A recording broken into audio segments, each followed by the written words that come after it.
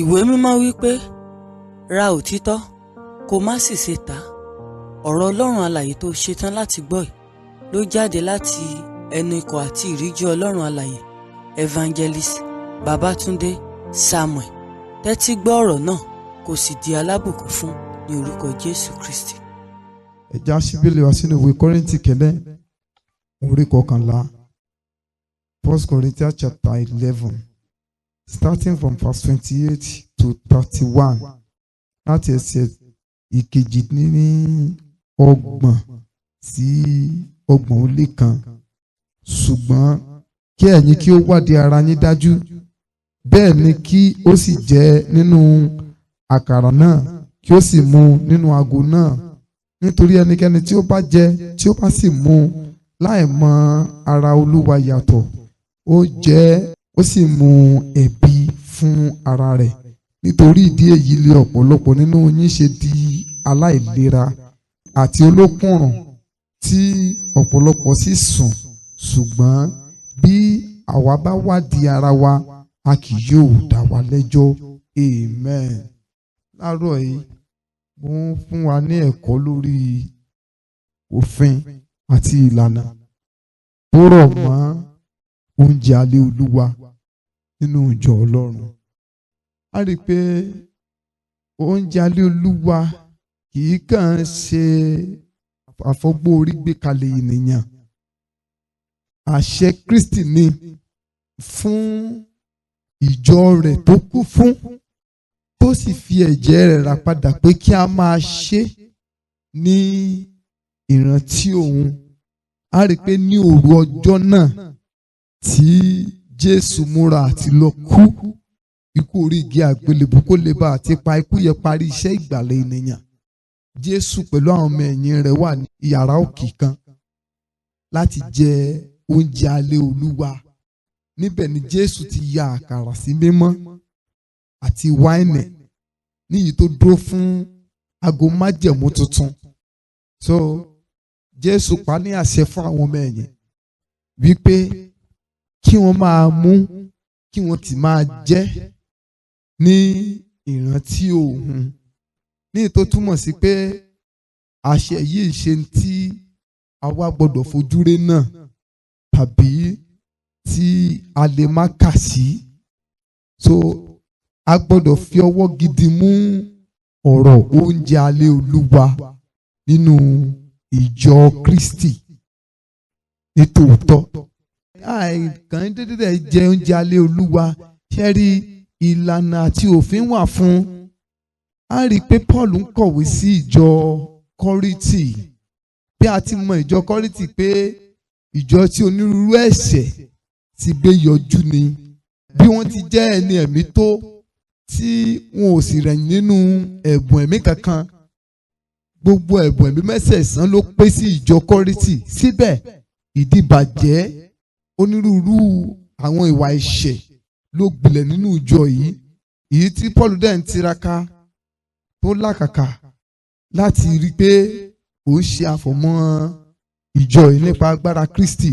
So Paul ń kọ̀wé sí wọn láti kì wọ́n nílọ̀ nípa òfin àti ìlànà tí wọ́n yẹ kí wọ́n tẹ̀lé nínú ìjọ lórí oúnjẹ alẹ́ Olúwa. Oúnjẹ alẹ́ Olúwa ò sí fún tajá tẹran. Tá bá wo ìjọ òde òní, a rí i pé gbogbo ẹ̀ ti fọ́jú pọ̀ bí ẹsẹ̀ ajá. Ẹ rí i pé onírúurú ní oúnjẹ alẹ́ Olúwa. Àwọn church kan tà tó yí pé bí àwọn èèyàn ti sí rírẹ̀ ní tí wọ́n láwọn oúnjẹ alẹ́ Olúwa, àtọmọdé àtàgbà ní wọ́n láwọn oúnjẹ alẹ́ Olúwa, oníṣòkòtò ń jẹ oúnjẹ alẹ́ Olúwa, alátàṣmẹ́ǹtì ń jẹ oúnjẹ alẹ́ Olúwa, gbogbo sáwórédé etí, sáwórédé ọrùn, sáwórédé ẹsẹ̀, àwọn náà láwọn oúnjẹ alẹ́ Olúwa. Ọtí ẹ̀ létí ń ti inú ẹ̀ gan kí wọ́n náà lọ́ọ́ oúnjẹ alẹ́ Olúwa. Ìjọ tí wọ́n gbolè ó gbọ̀lẹ̀. Ṣé láwọn yẹ àríyá náà ṣe oúnjẹ èmi Èṣù sì náà ń jẹ, wọn ò jẹ́ oúnjẹ alẹ́ Olúwa. Ibi tí ìwà mímọ́ ti rinlẹ̀, tí ẹ̀kọ́ òtítọ́ ọ̀rọ̀ Ọlọ́run ti gbilẹ̀, ibẹ̀ gan-an ni òyìn ti lè gba oúnjẹ Olúwa èyí tó yè kóró. Amen. Bọ̀sọ̀rí àwọn onísàkàdélì gospel tó dé ta lónìí, ọba lè gbóúnjẹ alẹ́ Olúwa lọ́dọ̀ tí wọn, ẹ̀mí Èṣù kan tún mọ́ gbókun yóò tún mọ fẹsẹ̀ rinlẹ̀ sí nínú ayé rẹ̀ ni. Oúnjẹ alẹ́ Olúwa kò sí fún àwọn tí kò gba Jésù ní Olúwa àti Olùgbàlà. Ìwọ tí o bá ní Jésù to start with, o lẹ́tọ̀ọ́ sóúnjẹ alẹ́ Olúwa. Oúnjẹ alẹ́ Olúwa ò tiẹ̀ jẹ fún ẹlẹ́ṣẹ̀, if not ẹlẹ́ṣẹ̀ bí ó para ẹ̀. Ọ̀pọ̀lọpọ̀ ìrírí ni a ti gbọ́ nípa àwọn tó jẹ oúnjẹ alẹ́ Olúwa lọ́nà àìtọ́ tí wọ́n sì kú. Tá bá wò ó dáadáa, a rí i pé Paul sọ fún ìjọ Kọ́ríńtì, àwọn kan wà nínú wọn tí wọ́n gba oúnjẹ alẹ́ Olúwa. Ẹ mọ̀ sọ fún yín, mo ní ìjọ Kọ́ríńtì jẹ́ ìjọ tí ẹ̀bùn ẹ̀mí pé sí, ṣùgbọ́n bẹ́ẹ̀ náà ni onírúurú ìwà ẹ̀ṣẹ̀ gbilẹ̀ láàrin wọn. Àwọn kan jẹ́ wọ́n dẹ̀ kú. Paul wá rí fáà sí wọn pé nítorí ìdí èyí, tá bá wọ ẹsẹ̀ 30 Kọ́ríńtì kìíní orí 11 ẹsẹ̀ 30 yẹ, ó ní nítorí ìdí èyí lé ọ̀pọ̀lọpọ̀ nínú yín ṣe di aláìlera àti olókùnrùn tí ọ̀pọ̀lọpọ̀ sì sùn. Ìtumọ̀ sùn yẹn ni pé wọ́n kú. Wọ́n jẹ oúnjẹ alẹ́ Olúwa láì mọ́ láì tọ́, wọ́n dẹ̀ kú. Wọ́n rí kò jìjì, wọ́n kú. Torí pé kí ni oúnjẹ alẹ́ Olúwa kún fún agbára lọ́pọ̀lọpọ̀. Mo sọ fún wa, Kristi ló fi àṣẹ lélẹ̀ fún ìjọ rẹ̀ tó fi ẹ̀jẹ̀ rà. So nítorí náà a ò kàn lè fi ọwọ́ yẹpẹrẹ mú ọ̀rọ̀ oúnjẹ alẹ́ Olúwa. Mo ti gbọ́ sítórì ẹnìkan tí wọ́n ní wọ́n ń gbóúnjẹ alẹ́ Olúwa. Bàbá wa gba àkàrà, ó wá fi sọ́wọ́ kó ń lọ fi hàn àwọn ọmọ bó ṣe rí. Wọ́n ní kó tó délé ọwọ́ ẹ̀ ti ń rà. Wọ́n tó pamọ́ sí ó ti ń rà. According to the story tí mo gbọ́, wọ́n ní ọwọ́ ẹ̀ ti ń rà. Ààrẹ ni tó jẹ oúnjẹ alẹ́ Olúwa rí tí ó dẹ̀ dénú ẹ̀ tó dẹ̀ tó padà wá tó dòdìdì sọ́nà fún ẹ̀ tí ò jáde tí ò dẹ̀ lọ sàlẹ̀ torí pé ó ní pásítọ̀ ẹ̀ síná. Oúnjẹ alẹ́ Olúwa jẹun tí àwọn tí kò ní Jésù ò lè kù fìrì sí. Tó o bá kù fìrì sí, bó o ṣe kù wọlé náà ló kù jáde. Kò sí fún àwọn tí kò ní Jésù ní Olúwa àti Olùgbàlà.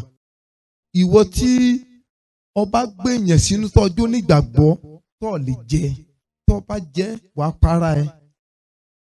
O lè kú tàbí kí àrùn burúkú sí ọ. Gbọ́n tí Paul sọ, ó ní àwọn kan gbà á, wọ́n sì di olókùnrùn. Àwọn oníyàwó méjì nù jọ tí à ń ṣàtúnṣe, tí à ń kọ ìyàwó kejì lẹ̀, wọn ò lè jẹ oúnjẹ alẹ́ Olúwa. Gbogbo àwọn tí ń ṣe boyfriend girlfriend, wọn ò lè jẹ oúnjẹ alẹ́ Olúwa. Torí pé kí ni oúnjẹ alẹ́ Olúwa wà fún kìkì àwọn ènìyàn mímọ́ sọ. Kì í ṣe oúnjẹ eléèrí, kì í ṣe oúnjẹ fún àwọn ajá. Gbogbo àwọn tí ń ní ọkùnrin kan boyfriend kan níbì kan, wọn ò lẹ́tọ̀ọ́ sí i. O ò lè jẹ oúnjẹ alẹ́ Olúwa láì wádìí ara rẹ dájú. Ìlànà wà fún. Ìlànà náà ni pé o gbọ́dọ̀ wà ní mímọ́. Lẹ́yìn tó o lò fàyè ẹ̀ fún Jésù, o gbọ́dọ̀ wà ní mímọ́. O gbọ́dọ̀ fi èérí jẹ oúnjẹ alẹ́ Olúwa. O gbọ́dọ̀ fi ẹ̀ṣẹ̀ kan nínú ayé rẹ jẹ oúnjẹ alẹ́ Olúwa. If not, yóò hàn. Ẹ wo Júdásì. Kété tí Júdásì jẹ oúnjẹ alẹ́ Olúwa, ẹ̀mí èṣù gbọnú ayé ẹ̀. Ilẹ̀kùn ayé ẹ̀ ṣí fún ìparun lórí eré expressly. Torí pé ọkàn tó fi jẹ́ ọkàn yìí ò mọ́.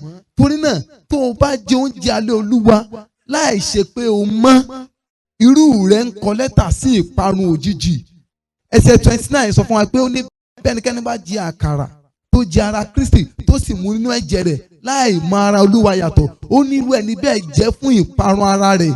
We have to be very very careful. Àìdíyàn sínú jẹ oúnjẹ alẹ́ Olúwa.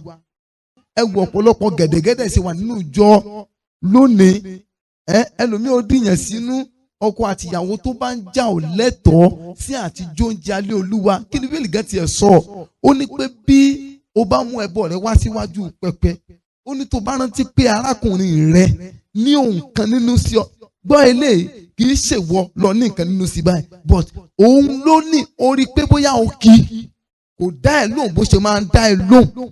Fún ẹ̀pẹ̀rẹ̀ ọkọ ẹ tó kàn rí pé ó dédé ń dádì sí ẹ, o dẹ̀ gbọ́dọ̀ àti wádìí ní tó o ṣe fún tí o fi ń kí tí o dá ẹ lóhùn dáadáa. Ìwọ́dẹ̀ wàá rò pé kí ló kàn ẹ́, àgùn lálá àgùn tẹ̀tẹ̀. Ẹni orí fífọ́ bá fẹ́ pa ni ó pa o. Ọba ya gèlè gẹ́gẹ́gẹ́, ò ń bọ̀ ṣọ́ọ̀ṣì. Oúnjẹ alẹ́ Olúwa tó náà lọ rìbí mọ́lẹ̀. Wọ́n dẹ̀ ń ka òfin pé ìwọ tí nǹkan báyìí bá ń bẹnu ayé ẹ̀, tí nǹkan báyìí bá ń bẹnu ayé ẹ̀, o ò lẹ́tọ̀ọ́, o ò jáde náà, o ṣe tí ẹ bí ìgbà pé tí ẹ di ò dáhùn. Tó o bá jẹ́ tó o kú kì í ṣẹ̀bi pásítọ̀ o. Tó o bá jẹ́ tíbi wọnú ayé ẹ kì í ṣẹ̀bi pásítọ̀ o. Ẹ̀bi ara rẹ ni o. Tí o bá rí pé ẹnìkan ní nǹkan nínú sí ọ, Jésù wípé fi ọrẹ rẹ kalẹ̀, kọ́kọ́ lọ ṣèlàjà láàrin ìwà àti ẹ̀. Nígbà náà ni kó o tó padà wá mú ẹbọ rẹ kalẹ̀. Àmẹ́yẹ ọkọ àtìyàwó tí hàn kíra wọn kó nu lé tí wọ́n dẹ̀ ń gba ara Olúwa nínú ìjọ tí wọ́n ń lọ. Irú àwọn bẹ́ẹ̀ kàn ń kọ̀wé sí ikú òjijì ni. We have to be very, very careful of the kind of life we are living. Ẹ mọ́ kàjá rò pé oúnjẹ alẹ́ Olúwa is just there for fun. No. Paul ń sọ nípa ti àwọn arákùnrin ní ìjọ Kọ́ríńtì tí wọ́n jẹ oúnjẹ alẹ́ Olúwa táwọn tí ẹ̀ṣẹ̀. Bíbélì ní pé ọ̀pọ̀lọpọ̀ nínú wọn di olókùnrùn, ọ̀pọ̀lọpọ̀ nínú wọn sì kú nítorí pé wọ́n ní ẹ̀ṣẹ̀ lọ́rùn láti gba ara Olúwa. Tẹ́rí Ọlọ́run ò ti ṣe mọ́ bí ìtàtijọ́ ni, ìdájọ́ Ọlọ́run ò dàbí ìtàtijọ́ mọ́, but ìdákẹ́ Ọlọ́run kì í ṣe pé bóyá Ọlọ́run lójo. Tí Ọlọ́run bá fi ọwọ́ tó fi bá wọn àpọ́stélì rìnrìn àjò ìgbà yẹ, tó bá fi bá wọn àtìsí rìn, ojoojúmọ́ láwọn sìnkú ṣọ́ọ̀ṣì. Àmì àwọn tó ló só tán lájẹ́ ní ṣọ́ọ̀ṣì tiẹ̀ tẹ́sí ń gbóúnjẹ alẹ́ Olúwa. Wọ́n bẹ́sù jẹun, wọ́n sì tún láwọn bolúwa jẹun pọ̀. Tó bá ṣe ìgbà tí agbára Ọlọ́run rinlẹ̀ já nínú ìjọ, wọn ò jẹ́ dẹ́rú ẹ̀wò. Mo gbọ́ sítórì kan nípa ìyá kan tó ní ẹ̀mí òkùnkùn tí wọ́n náà fẹ́ gbóúnjẹ alẹ́ Olúwa. Pásítọ̀ dẹ̀ ti kà á pé ìwọ tó bá ṣe báyìí tó bá ṣe báyìí tó bá ò lè jẹ́ o. Bọ̀tí ìyá yóò lọ kò dìde. Wọ́n ní ìyá ẹ̀ wá gba oúnjẹ alẹ́ Olúwa. Kété tó gbà tán, ẹ̀yìn ló dàpọ́n ló wà. Ẹ̀mí Olúwa sì gbé láti ẹ̀yìn tó jókòó sí. Ó dẹ̀ gbé ẹsẹ̀ wọnú òfurufú. Ẹsẹ̀ kó ńlẹ̀ wọnú òfurufú. Ẹ̀mí Olúwa dẹ̀ ń gbé bọ̀ according to the story. Ó dẹ̀ ń gbé bọ̀ níwájú straight láti nínú afẹ́fẹ́ yẹn náà. Ó dẹ̀ la orí ẹ̀ mọ́ pẹpẹ ṣọ́ọ̀ṣì. Ó la orí ẹ̀ mọ́ ọ̀tà. Ìyá ẹ̀ ya wèrè. Kò dẹ̀ sàn mọ́. Ìmọ̀ bóyá ìyá ẹ̀ bá ti kú báyìí o. Ọjọ́ ẹ̀ níyà ẹ̀ ti wọ oko wèrè tí ó sàn mọ́. Ní tí ò jẹ́ kí oúnjẹ alẹ́ Olúwa ṣiṣẹ́ agbára mọ́ láàrin ìjọ Ọlọ́run lónìí ojú pé ọ̀pọ̀ ìjọ ti fi àyè gba ẹ̀ṣẹ̀ jù. Ẹ̀ṣẹ̀ ti pọ̀ jù. Ẹ̀ṣẹ̀ tó dẹ̀ pọ̀ jù yìí náà ni ò jẹ́ kí oúnjẹ alẹ́ Olúwa ṣiṣẹ́ agbára mọ́ láàrin àwọn onígbàgbọ́. Àǹfààní ńlá dẹ̀ ló wà nínú oúnjẹ alẹ́ Olúwa.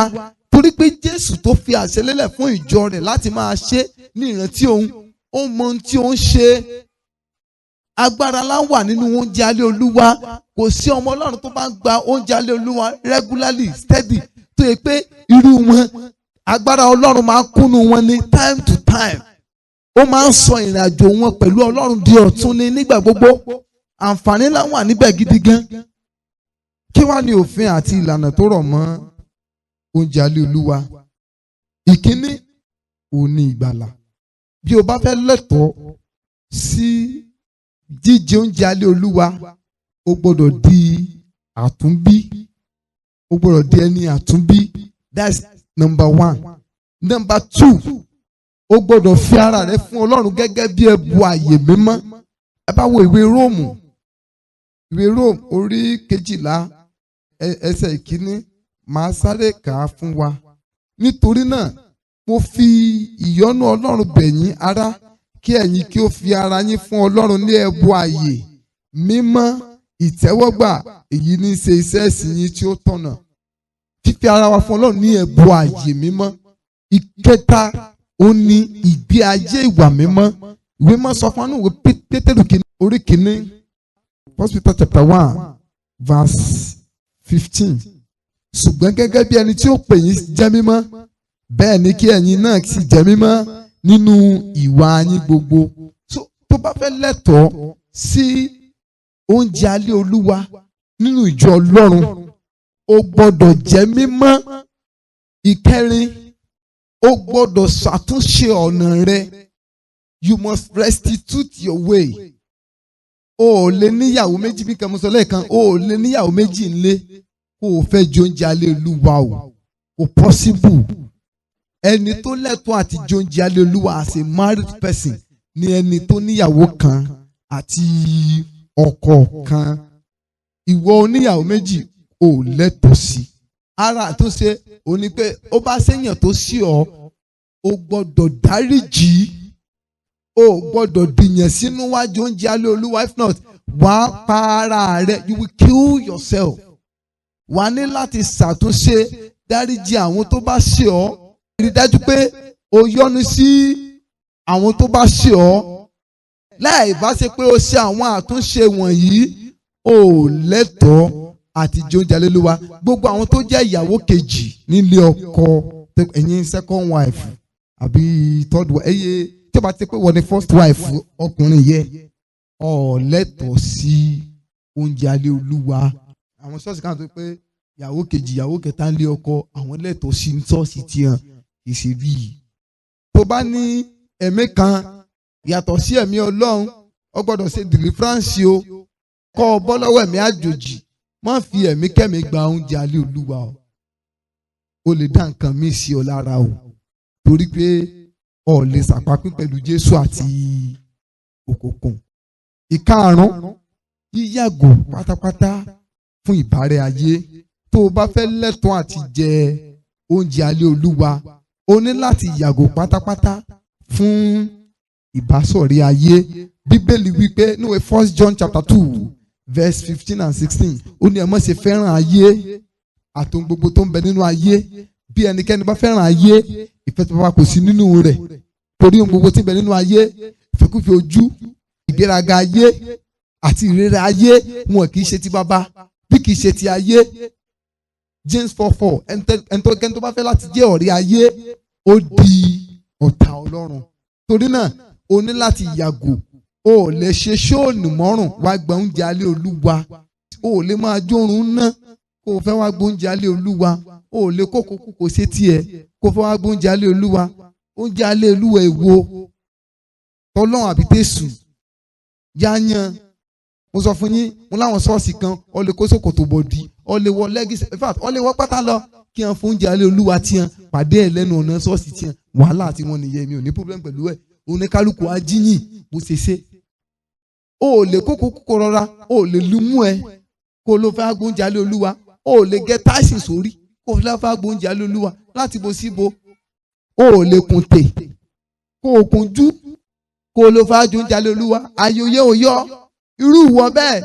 O ò lè gbóúnjẹ alẹ́ Olúwa. Yọ Jésébẹ̀. Ẹ̀yin obìnrin Jésébẹ́lì ní Síónì ẹ̀ lẹ́tọ̀ọ́. Ẹ̀yin onímúra bí ìmúra ajá, àwọn àǹtí oníbóńfò tí ẹ wọ̀ bóńfò tí gbogbo tán ó mọ̀ so tẹ́sán á fi áńkásí forí yín bo ojú abẹ́ yín, irú yín ajá ni yín ẹ̀ lẹ́tọ̀ọ́ sóúnjẹ alẹ́ Olúwa. Bíbélì sì wípé lóde làwọn ajá gbé wà. Ajá ìgbénú ilé kọ́ ọ̀rọ̀ ajá ní 500,000 ibo ní èso. Ìta ní àwọn kan sì wà tó pé ajá tiẹ̀ ní bá wọn sùn.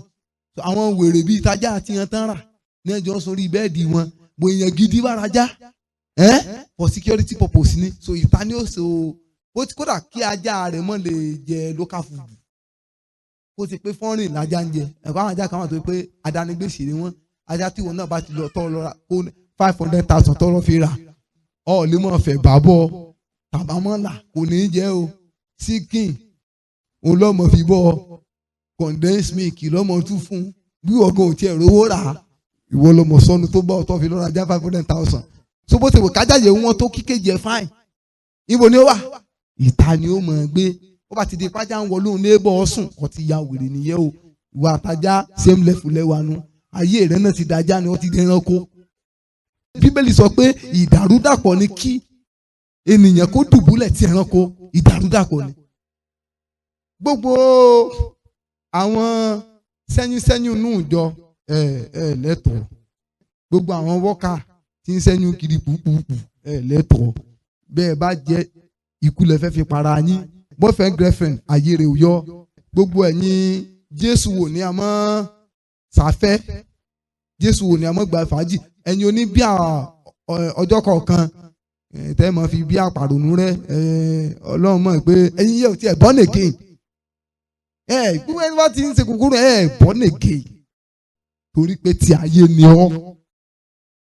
Bẹ́ẹ̀ ni pé mọ̀ sí kó àṣà àwọn kèfèrí kí àmì ọ̀run kó bá dààmú yín. Gba pásítọ̀ tó endorse kẹ́ ẹ sí rílẹ̀, kẹ́ ẹ wọ ṣòkòtò wá, kẹ́ ẹ lu gímú, kẹ́ ẹ lu gbogbo etí fòyòfòyò, kẹ́ ẹ lu dodo.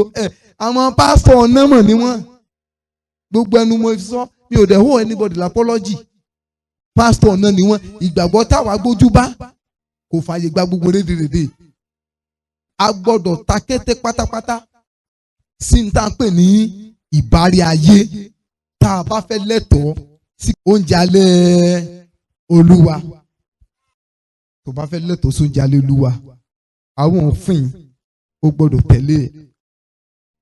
Ohun mìíràn, ó gbọ́dọ̀ mọ wà ní àìrékọjá nígbà gbogbo. Ìwé Pétérù kìíní orí 5 ẹsẹ̀ 8. Ẹ máa wà ní àìrékọjá, ẹ máa ṣọ́ra nítorí èṣù ọ̀tá yín bíi kìnìún tí ń ké ramúramù, ó ń rìn káàkiri, ó ń wá ẹni tí yóò pajẹ kiri. Kí l'Ọlọ́run ò fẹ́? Ìtumọ̀ àìrékọjá ni pé ọ̀ ta kété, you will maintain the line. Ní ilé láì yẹ kọjá, wàá ta kété sóhun gbogbo tí ń ṣe ti Ọlọ́run. Èyí tó parí ẹ̀, ó ní ìyẹra ẹni wò ìgbà gbogbo, wàá máa yẹra ẹ wò.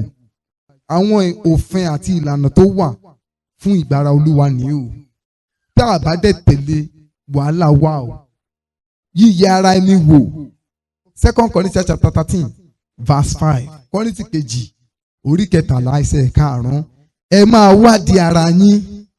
Bí ẹ̀yin bá wà nínú ìgbàgbọ́, ẹ máa dán ara yín wò.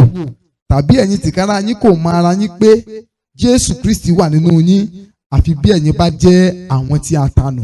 Lórúkọ Jésù ànídìí ẹni ìtanù. Ọ̀rọ̀ Paul ní sí ìjọ Kọ́ríńtì pé ẹ máa wádìí ara. Wá ní pé ó sọ fún wọn náà nínú ìwé 1 Corinthians chapter 11 yẹn verse 20 30 bẹ̀rẹ̀ yẹn, ó ní ẹ wádìí ara yín dájú kí ẹ tó jẹ oúnjẹ alẹ́ Olúwa. Ẹ wádìí ara yín. Ta ló yàn lódì? Ta ni ní òòdùn sí? Àtúnṣe wo ló yẹ kó o ṣe tó díù fún?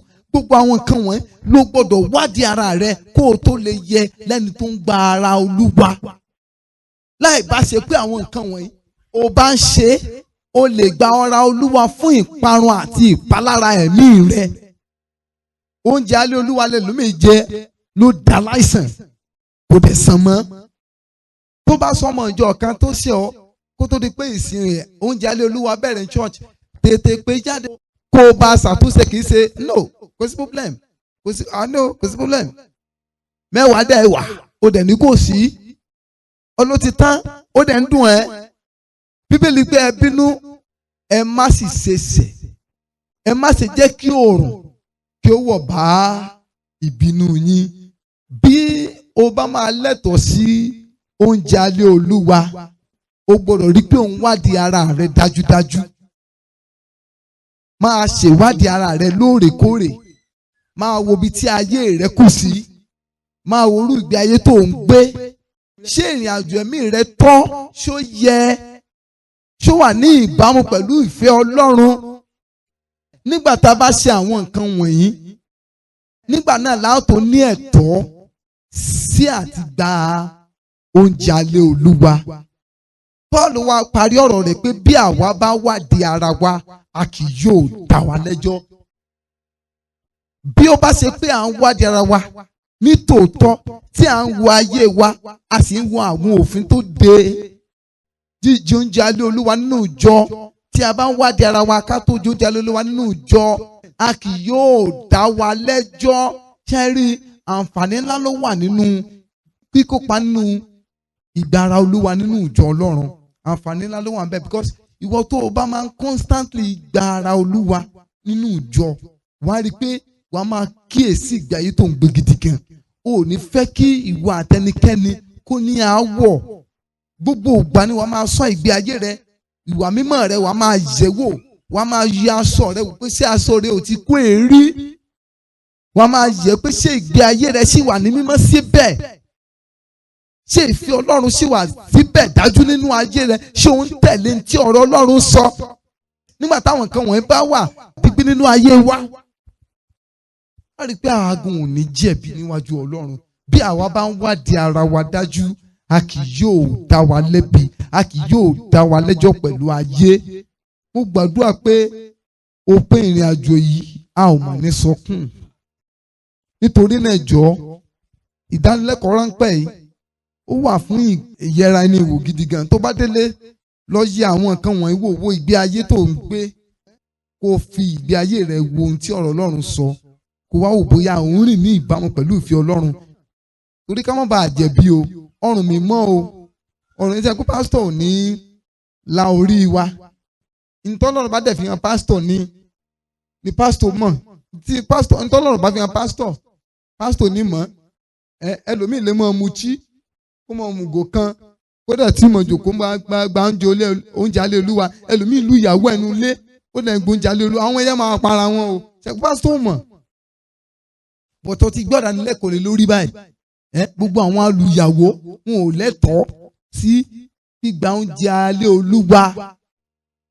Ẹ jẹ́ wo 1 Corinthians 11:32 ní ìdánudúró.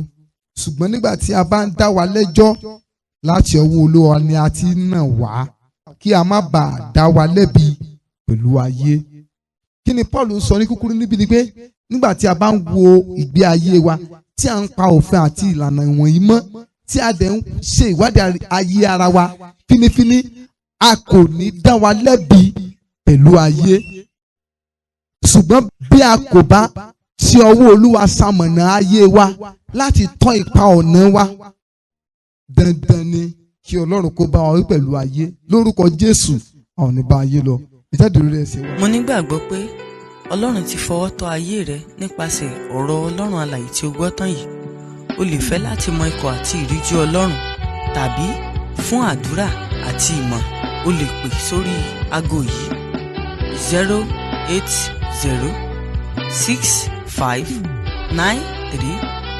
08065935539.